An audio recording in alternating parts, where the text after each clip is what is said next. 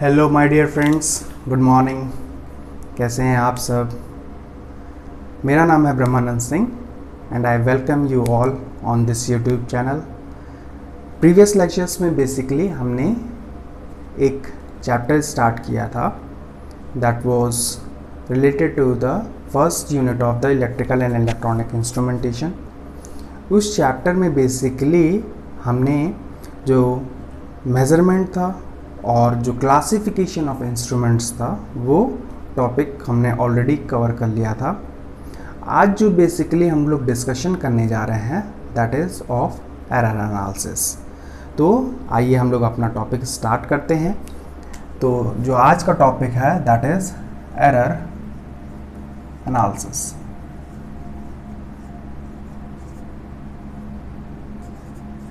तो error analysis आज हम लोग को करना है। तो सबसे पहले देखते हैं कि हमारे पास एरर क्या होती है, इसके बारे में डिस्कशन कर लेते हैं। देखिए, जो भी हम लोग ऑब्जर्वेशन ले रहे थे किसी भी पर्टिकुलर मेज़रमेंट में, तो होता क्या है कि कुछ न कुछ रीजंस की वजह से हमारे पास जो वैल्यू आई है that is not the correct value. तो पहले हम लोग दो टर्म डिफाइन कर देते हैं। एक जो टर्म है दैट इज ट्रू वैल्यू, या इसी को हम लोग बोलते हैं एक्सपेक्टेड वैल्यू।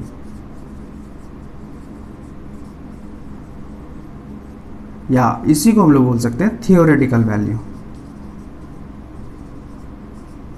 ये तीनों के तीनों ही टर्म जो है वो हम लोग यूज़ कर रहे हैं जो कि ओरिजिनल वैल्यू होनी चाहिए of that particular measured value, measured physical quantity. जैसे कि अगर मैं किसी एक सर्किट ले लूँ, for example I have taken this circuit. यहाँ पे जो हमारे पास वोल्टेज है मान लीजिए 5 वोल्ट है। यहाँ पे जो रेजिस्टेंस है दैट इज़ 5 ओम। अगर मैं यहाँ पे एक एम्पियर मीटर यूज़ कर रहा हूँ, I am using ampere meter to measure the current which is flowing through this circuit I, तो हमारे पास हम जानते हैं by the help of Ohm's law V is equals to I into R. So we can calculate the value of the current and that is going to be I is equals to V upon R, and that is 5 volts divided by 5 ohm and that is should be 1 amperes. तो हमारे पास theoretical value, expected value या फिर true value of the current flowing through this circuit is going to be 1 amperes. But हमारे पास जब हम measurement करते हैं ड्यू टू सम रीजंस हमारे पास जो वैल्यू आ रही है that is not equals to 1 ampere, that is always going to be less than 1 ampere. तो जो वैल्यू हम ऑब्जर्वेशन इस सर्किट को एक्सपेरिमेंटली सेटअप करके उसके बाद जो ऑब्जर्व कर रहे हैं उस वैल्यू को हम लोग बोल रहे हैं, जो ये तो हमारे पास फर्स्ट वैल्यू थी, the second value is called as measured value, और या फिर इसी को हम लोग बोलते हैं experimental value.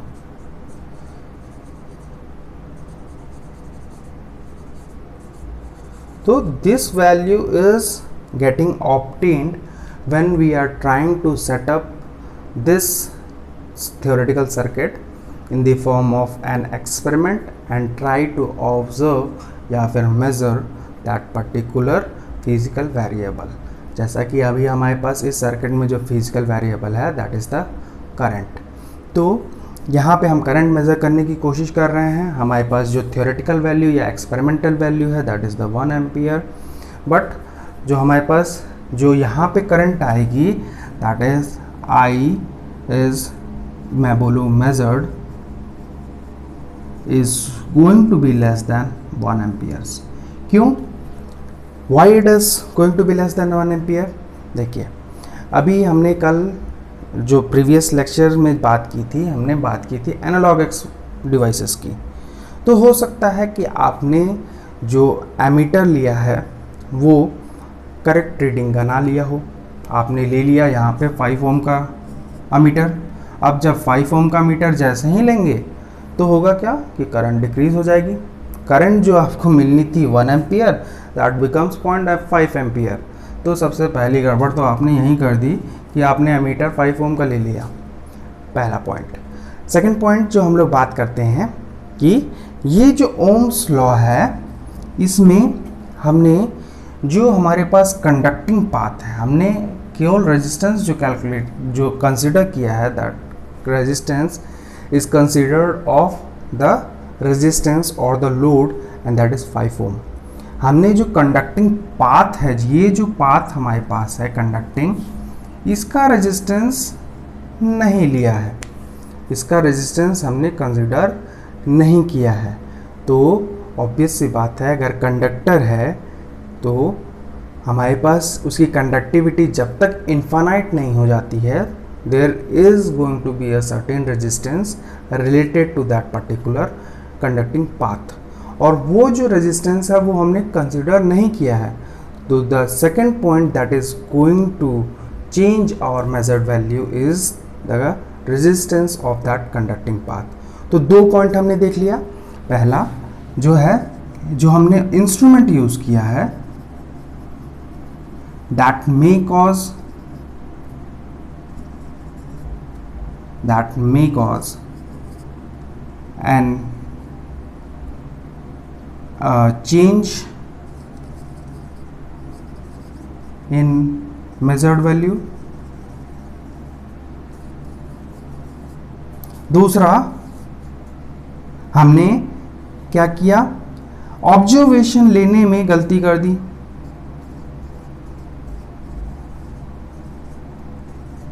was not taken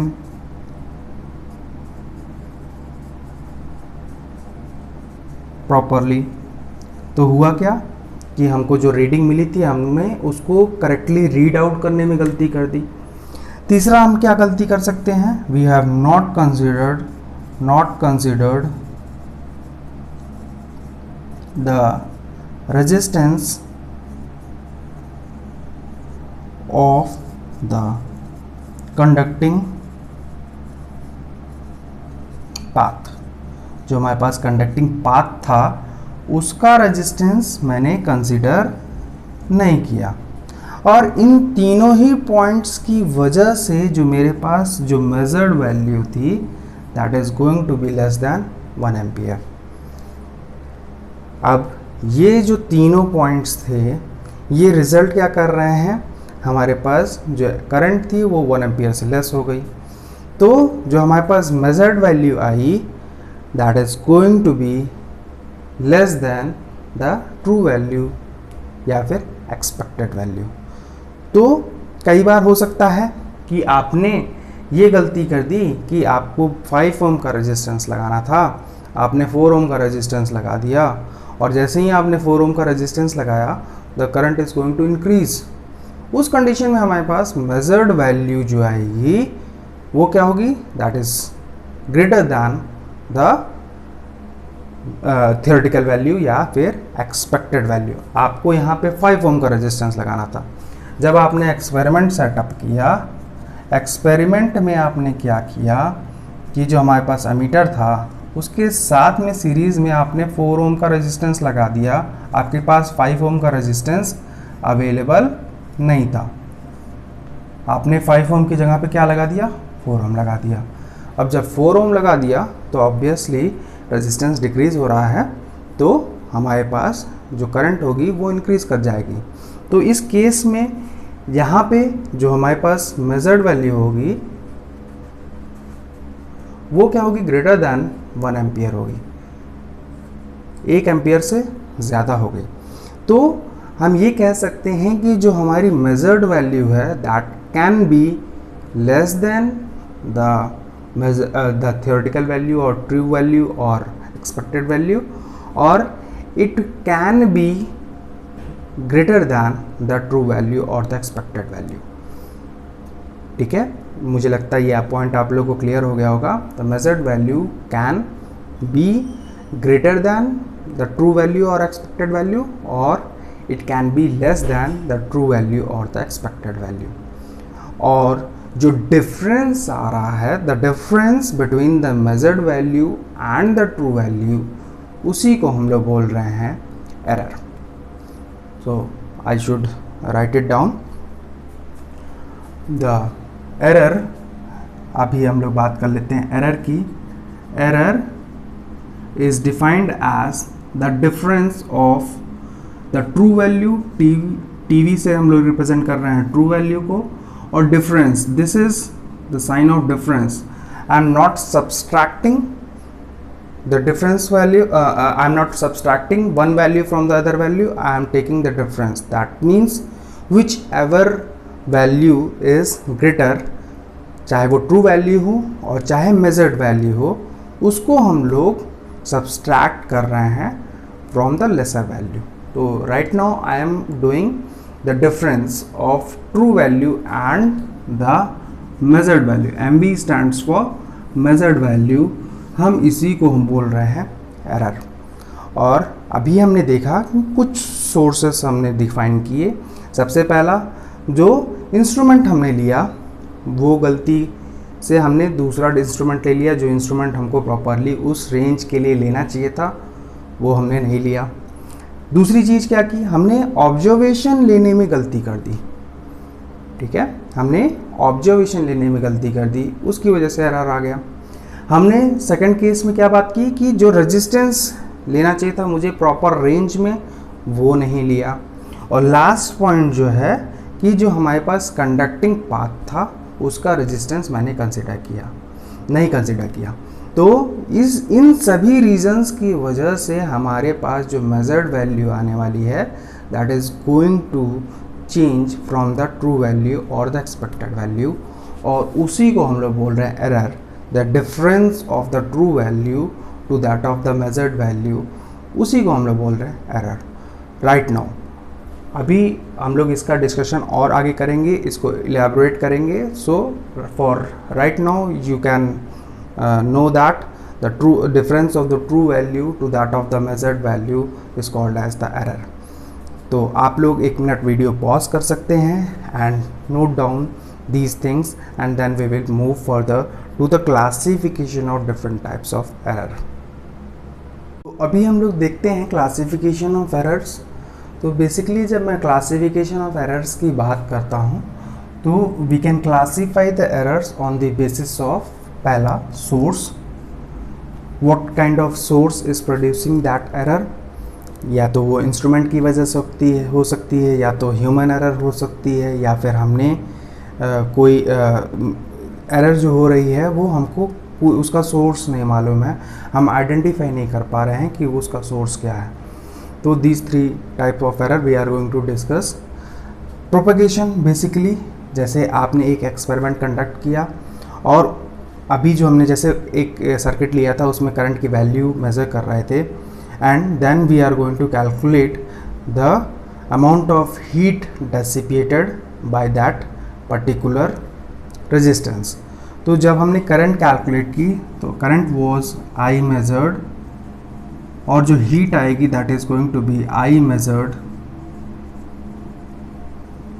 square times R into T. तो heat dissipated is going to be I square R into T. तो जो यहाँ पे एरर हो रही है that is also going to propagate to the calculation of the heat. तो ये जो प्रोपेगेशन है वो कैसे प्रोपेगेट हो रही है एरर, सो स्क्वायर टाइम्स, और इट इज़ लीनियर और एक्सपोनेंशियल। तो इसको हम लोग डिफाइन करते हैं bye the help of propagation. Next, probability of occurrence.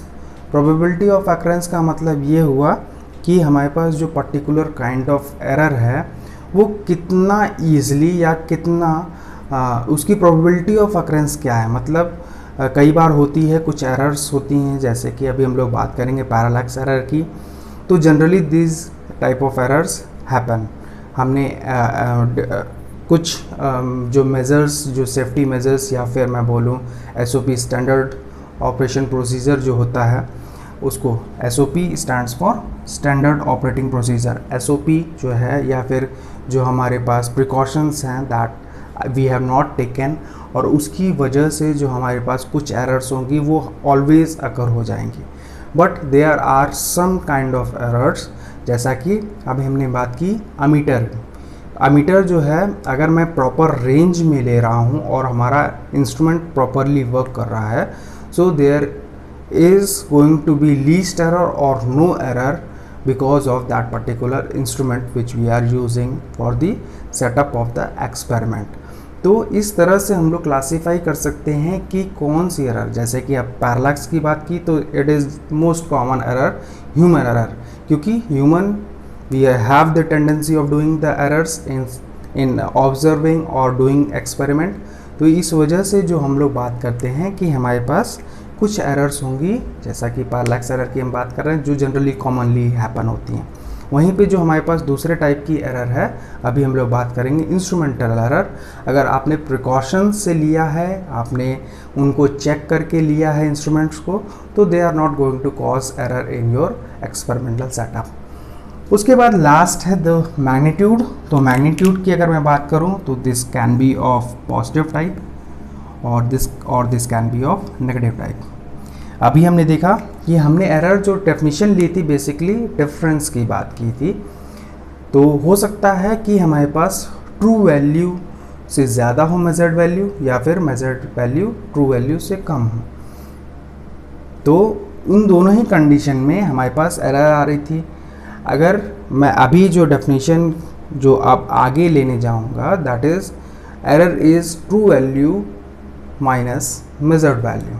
तो अगर मेजर्ड वैल्यू लेस है तो एरर पॉजिटिव आएगी, अगर measured value true value minus measured value, मैं इसको जैसे ही एरर का सेटा करूँगा, then it may be that the true value is greater than the measured value, then there will be occurrence of positive error.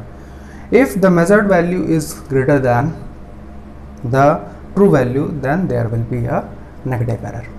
तो depending upon the positive error और the negative error, we are going to introduce the correction factor, और जिसकी help से जो हमने reading observe की है या जो मेज़र किया है उसको हम लोग करेक्ट करेंगे। So we should know the magnitude of the error, then only we can apply the correction factor. तो अगर मैग्नीट्यूड मुझे नहीं मालूम है तो करेक्शन फैक्टर हम लोग नहीं लगा सकते हैं। So these are all the basically the basis of the classification of the different types of error। हम जो अभी बात करने जा रहे हैं, बेसिकली जो हम बात करेंगे, we are only related to the classification of errors on the basis of sources। What kind of source is producing those errors, we are going to discuss that point। तो on the basis of source में बात करूं, on the basis of sources of errors, we can classify it into 3 types. जो हमारे पास first type होगा, that is the gross error,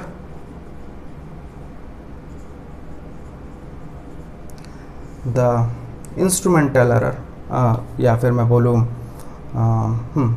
systematic error, sorry, this is called as systematic error। और जो last type है, that is the random errors।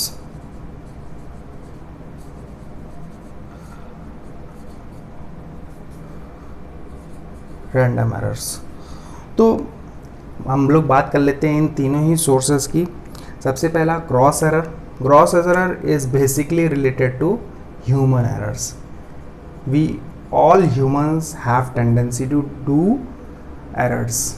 हम अपने observations में, अपनी life में errors हम लोग करते रहते हैं। तो it is a common tendency of human beings। Human error जो है वो basically हम लोग consider करते हैं under gross errors। Human error कैसे हो सकती हैं? We are choosing the wrong instruments, we are taking the observations not by the set procedure। हमने क्या किया, पहले जैसे हमको बोला जाता है कि जब आपका एक्सपेरिमेंट सेटअप कर लीजिए उसके बाद स्विच ऑन करिए, लेकिन हमने क्या किया, पहले स्विच ऑन कर लिया है और उसके बाद फिर हम लोग मेज़र करने की कोशिश कर रहे हैं। तो there is certain kind of heat dissipation in that particular circuit. जो रेजिस्टेंस होगा उसकी वजह से कंडक्टर में हीट प्रोड्यूस होगा और हीट प्रोड्यूस होने की वजह से हमारा रेजिस्टेंस की वैल्यू हम जानते हैं R is equals to R naught plus alpha T. So this way the resistance is going to increase because of that particular heat, और जो हमारा resistance है that is going to change in that particular experimental setup। तो इसीलिए बोला जाता है कि पहले आप पूरा कंप्लीट एक्सपेरिमेंट सेटअप कर लीजिए, उसके बाद जो इमीडिएटली की ऑन करिए और उसके बाद आप लोग जो भी मेज़रमेंट लेनी है इमीडिएटली मेज़रमेंट लेके उसके बाद अगेन आप लोग उसको स्विच ऑफ कर दीजिए। इसीलिए बोला जाता है कि आप लोग सिंगल रीडिंग मत लीजिए, you always take multiple readings and take the average value of that particular physical variable which is under measurement. तो कभी भी सिंगल वैल्यू नहीं यूज़ करना चाहिए because there may be a certain kind of error in that particular measurement of that particular physical variable, और जब हम next time उस एक्सपेरिमेंट को कंडक्ट कर रहे हैं हो सकता है वो एरर ना आए। तो बेसिकली हम अभी जैसा कि हमने बात की प्रोबेबिलिटी ऑफ अकरेंस में, तो same experiment it may happen that certain kind of error occurs in the first time when you are taking the observations, and it may happen that the next time when you are taking the observations it is not there। तो इसलिए बोला जाता है कि आप कोई भी experiment कर रहे हैं, कोई भी फिजिकल वेरिएबल आप मेज़र करने की कोशिश कर रहे हैं किसी भी पर्टिकुलर एक्सपेरिमेंट में, then you should take it multiple times. तो अगर जब हम मल्टीपल टाइम्स लेते हैं उसी एक्सपेरिमेंट को कंडक्ट करते हैं तो वो एरर कम होने के चांसेस होते हैं, क्योंकि हो सकता है कभी पॉजिटिव हो मैग्नीट्यूड, कभी नेगेटिव हो, और पॉजिटिव नेगेटिव मिलके हमारे पास दैट विल बिकम नल और that will nullify the errors. Second जो एरर है that is systematic error. Basically these are instrumental errors. Instrument related errors जो हम कंसिडर करते हैं वो कंसिडर करते हैं सिस्टमैटिक एरर्स में। जैसे कि आपने रॉन्ग इंस्ट्रूमेंट ले लिया, आपने जो इंस्ट्रूमेंट लिया था वो बहुत ही पुराना था, एज्ड हो चुका था, और उसके ऊपर एनवायरनमेंट का इफ़ेक्ट पड़ता रहता है। जो आपने इंस्ट्रूमेंट लिया उसमें ऑलरेडी एरर प्रेजेंट थी बिकॉज ऑफ द एनवायरनमेंट। तो this type of errors is considered under systematic error. जो लास्ट एरर है that is the random error. Random error basically जिसका सोर्स हमको पता नहीं है उसको हम लोग बोलते हैं random errors. So kindly note down these points and then we will again go to the discussion of the different classification of error on the basis of sources। इसका एक short summary or in the form of notes we will write it down। तो अभी जो हमने errors consider किया था उसमें हमने सबसे पहली एरर जो कंसिडर की थी दैट वाज ग्रॉस एरर। तो gross error is basically due to human factors, और ह्यूमन फैक्टर्स में भी it can be of because of the carelessness in taking the observations और सेटिंग अप द एक्सपेरिमेंट, और या फिर हम लोग इम्प्रॉपर रेंज जो है of the instrument, we are selecting out the improper range of the instrument. तो इन दोनों की वजह से ये बेसिकली ह्यूमन फैक्टर की वजह से हो रही हैं। तो इस वजह से हम लोग इनको बोल रहे हैं ह्यूमन एरर्स, और we are calling it as gross errors. वहीं पे जो हम लोग बात कर रहे थे second systematic errors. Systematic errors can be classified as the instrumental error, environmental error, observational error. तो ये आप एक रेक्टिफाई कर लीजिएगा, this is the observations are considered under systematic errors. तो ऑब्जर्वेशन कंसिडर करते समय जैसा कि हमने बात की थी पैरालैक्स एरर, तो this is the error caused during the taking observations, और उसको हम लोग बेसिकली कंसिडर कर रहे हैं under systematic errors. Environmental errors basically because of ageing, जो हमारे पास इंस्ट्रूमेंट था वो काफ़ी पुराना हो चुका है, उसमें जो apparatus या मूविंग पार्ट्स हैं those have been there have been wear and tear, they have been degraded, तो those kind of errors are considered under environmental errors। वहीं पे इंस्ट्रूमेंटल एरर की जब हम लोग बात कर रहे हैं तो बेसिकली जो हमने इंस्ट्रूमेंट लिया है उसमें अभी देखिए जो हमारे पास एब्सोल्यूट इंस्ट्रूमेंट्स की जो हम लोग बात कर रहे थे those are highly accurate because of high quality materials have been used in making those instruments.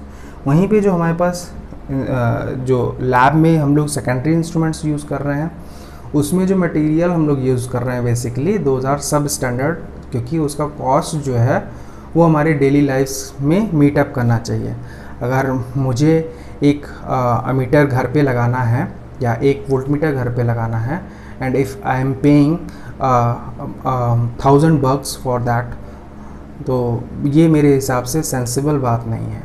We should be able to do it in $100 और $200, क्योंकि सबके पास उतना अमाउंट नहीं अवेलेबल हो सकता है कि वो जो है उस हाईली एक्यूरेसी का इंस्ट्रूमेंट जो है वो अपने घर पे यूज़ करें, because we are not going to conduct any scientific experiment by the help of those meter और volt meter which has been placed at your homes. तो उतनी एक्यूरेसी की ज़रूरत नहीं होती है, इस वजह से हम लोग सब स्टैंडर्ड मटेरियल यूज़ करते हैं, और जब सब स्टैंडर्ड मटेरियल यूज़ करेंगे तो obviously they are going to cause an error, और those errors are considered under instrumental errors. उसके बाद जो हमारे पास लास्ट जो है रैंडम एरर्स, जैसा कि हमने बात की है कि those errors which whose source cannot be identified, whose sources cannot be ascertained is called as the random errors. These are mostly negligible. पहली चीज़, these are mostly negligible, और अगर होती भी हैं तो we can avoid by can be avoided by statistical analysis. जैसा कि अभी हमने बात की कि we should take multiple number of readings and then we should take the average value of that particular measured values, तो उसकी हेल्प से हम लोग बेसिकली रैंडम एरर को रिमूव कर सकते हैं। तो these are the basically the type of errors, the classification of errors and the conclusions related to those errors. Next we are going to deal with the limiting errors. Limiting errors basically जब हम लोग बात करते हैं errors की, हमने बात की, तो जो ये errors आ रही हैं बेसिकली जो मैन्युफैक्चरर है हमारे पास कोई भी डिवाइस को मैन्युफैक्चर कर रहा है, मान लीजिए उसने एक रेजिस्टेंस बनाया, सो आपने एक कलर कोडिंग पढ़ रखी होगी, उसमें आपने देखा होगा कि जो कलर कोडिंग करते हैं उसमें हमने लास्ट में 3 टॉलरेंस बैंड बनाए हैं, गोल्ड, सिल्वर और एन फॉर नो कलर। तो रेजिस्टेंस में बेसिकली हमारे पास 3 टॉलरेंस बैंड होते हैं। The gold one is for 5% tolerance band, वहीं पे silver is for 10%, no colour is for 30%, sorry 20%। तो ये जो है बेसिकली टॉलरेंस बैंड का मतलब क्या है कि हमारे पास जो रेजिस्टेंस की वैल्यू है वो अकॉर्डिंगली वेरी कर सकती है, इट में इंक्रीज और decrease as per the tolerance band. दो जो हमारे पास मैन्युफैक्चरर है वो कोई भी पर्टिकुलर डिवाइस बनाने से पहले ही उसको मार्केट में लाने से पहले ही उसको मेज़र करके उसका टॉलरेंस बैंड, मतलब कि उसकी वैल्यू किस रेंज में वैरी कर सकती है, वो ऑलरेडी डिफाइन कर देता है, and that range is defined by the help of the limiting error. जो हम लोग लिमिटिंग एरर का यूज़ करने वाले हैं उन्हीं को डिफाइन करने के लिए यूज़ कर रहे हैं।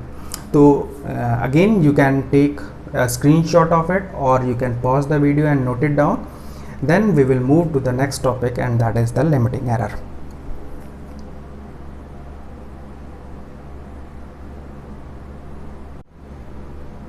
अभी जो हम लोग बात करने वाले हैं that is of limiting error. Limiting error is basically defined as the deviation of the measured value from the true value और दैट इज स्पेसिफाइड. ये आपको टर्म याद रखना चाहिए. और that is specified by the manufacturer. जो manufacturer है वो किसी भी पर्टिकुलर डिवाइस को बनाने के बाद उसका मेजरमेंट करता है और मेजरमेंट करने में उसको कुछ ना कुछ एरर मिलती है और वो उसको स्पेसिफाई कर देता है इन अ गिवन टॉलरेंस बैंड. उसी को हम लोग बोल रहे हैं लिमिटिंग एरर. तो जो हमारे पास बेसिकली जो डिवाइस है, मान लीजिए आपके पास रेजिस्टेंस है, तो यहाँ पे जो हमारे पास कुछ मैन्युफैक्चरर्स होते हैं वो जो रिप्रेजेंट करते हैं उसको रिप्रेजेंट करते हैं in the form of percentage. For example 4.7 kilo ohms plus minus 2% of that particular value. तो वेरिएशन आ सकता है वो this can be written as 4.7 K plus 2% जो वैल्यू हो सकती है और 4.7 के माइनस 2%. तो जो हमारे पास वैल्यू है that is going to lie in between और इसी के बीच में आएगा हमारा पास 4.7 के. तो the value is going to lie between the maximum value. This is going to be the maximum value and this is going to be the minimum value.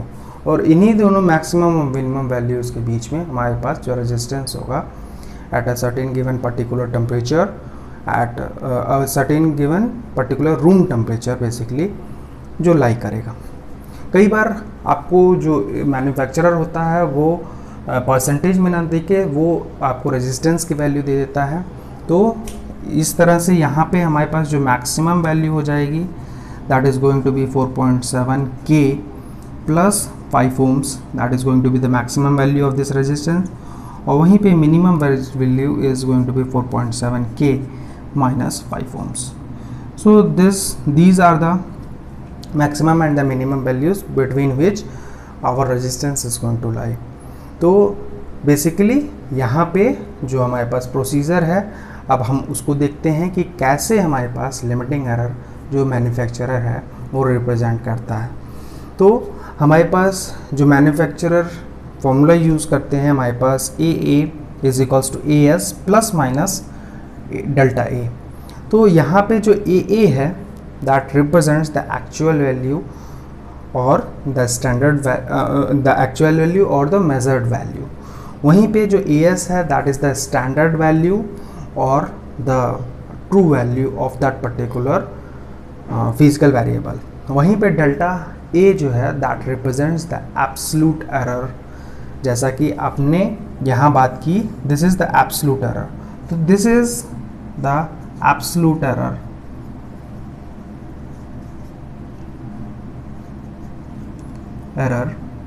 In the measurement of 4.7 K as obtained by the manufacturer.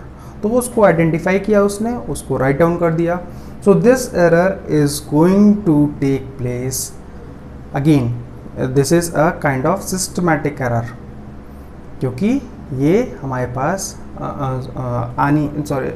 This is a certain kind of systematic error. As we have introduced instrumental error, substandard material की वजह से ये resistance में error आ रही है और ये define किया गया है बाय द मैन्युफैक्चरर. तो आप जब भी मेजरमेंट करेंगे इस रेजिस्टेंस को लेके एक्सपेरिमेंट सेटअप करेंगे तो हमारे पास होगा क्या कि there will be a certain kind of error जो कि इस रेंज में लाई कर सकती है और उसकी वजह से जो हमारे पास मेजर्ड करंट है उसमें जो है एरर आनी ही आनी है.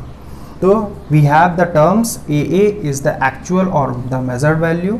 वहीं पे AS stands for the standard value और द ट्रू वैल्यू और delta A is called as the absolute limiting error.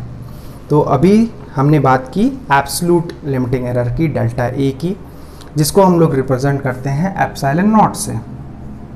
This is represented by epsilon naught. वहीं पे देखिए अभी जो सेकंड हमने फॉर्मेट यूज़ किया था वहाँ पे परसेंटेज आ रहा था. तो हम लोग परसेंटेज कैसे डिफाइन करते हैं? This is called as relative limiting error and represented by epsilon r, and that is equals to delta A upon A S into 100. So this is called as relative error. Relative